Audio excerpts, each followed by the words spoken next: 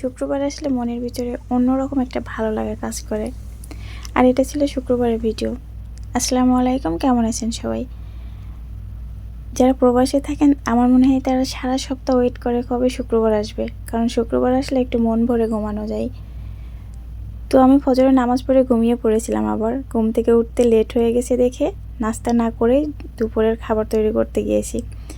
আর হয় কি, ছুটি থাকে যেহেতু, তো বাইরে যাওয়া হয় অধিকাংশ সময়। আমি আর আমার হাজব্যান্ড বাইরে যাই, অনেক ঘোরাফেরা করি, কিন্তু আজকে আর বাইরে যাওয়া হয়নি। তাই ভাবলাম বাসায় কিছু একটা রান্না করি। তো ভাবতে ভাবতে ফ্রিজে উটের মাংস ছিল, মনে করলাম যে উটের মাংস রান্না করি। মাংসগুলো ধুয়ে আমি পরিমাণ মতো মশলা দিয়ে এখানে রান্না করব। তা আমি আমার মতো করে রান্না করতেছি। আসলে তেমন ভালো রান্না করতে পারি না, আমি প্রত্যেকটা ভিডিওতেই বলি। তারপরেও চেষ্টা করি আর কি, খাইতে তো হবে, যেভাবেই পারি না কেন সেভাবে রান্না করে তো খাওয়া লাগবে, তাই না? যখন বাংলাদেশে ছিলাম তখন আম্মু রান্না করতো, কিন্তু ভাবতেই পারতাম না যে এত মজা হয়, কেমন করে রান্না করে। এখন অনুভব করি, এখন মিস করি আম্মুর রান্নাগুলো। যাই হোক, এই তো আমি মশলাগুলো দিয়ে তারপরে হাতে মাখিয়ে তারপরে যে রান্না শুরু করে দিয়েছি। আর মাংস রান্না করতে গেলে আমি চিকেনটা সবসময় মশলা কষিয়ে তারপরে রান্না করি। আর অন্য কোনো মাংস রান্না করতে গেলে আমি হাতে মাখিয়ে নেই। তাছাড়া এই যে ভাত রান্না করার জন্য আমি এখানে বাসমতি চাল রান্না করব আজকে, তাই যে ধুয়ে ভিজিয়ে রাখিয়েছিলাম।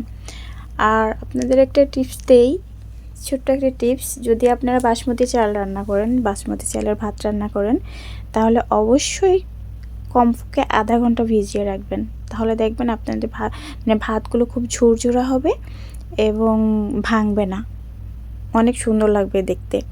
তো তারপরে এই যে ওদিক দিয়ে আমি নাস্তা করিনি দেখে একটা কফি তৈরি করতেছিলাম। কফি তৈরি করতে যেয়ে দেখি, আহারে আল্লাহু আকবার, আমার সেই মাংস নিচে পাতিলের নিচে লেগে গেছে, পুড়ে গেছে প্রায়। তো এখন যদি আমি এটা মিক্স করে দিই তাহলে তো পুরো ফ্লেভারটাই নষ্ট হয়ে যাবে। আসলে মুডটা খুব খারাপ হয়ে গেছিলো, কিন্তু কী আর করা, যা হয়েছে আলহামদুলিল্লাহ।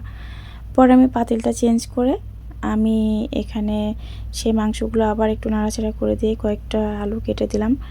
আর এই আলুগুলো হয় কি, মাংস কিন্তু প্রায় 80% সিদ্ধ হয়ে গেছে। এখন আলু দিচ্ছি, কারণ কুয়েতি এই যে আলুগুলো মাশাল্লাহ মানে অল্প একটু কুক করলে সিদ্ধ হয়ে যায়।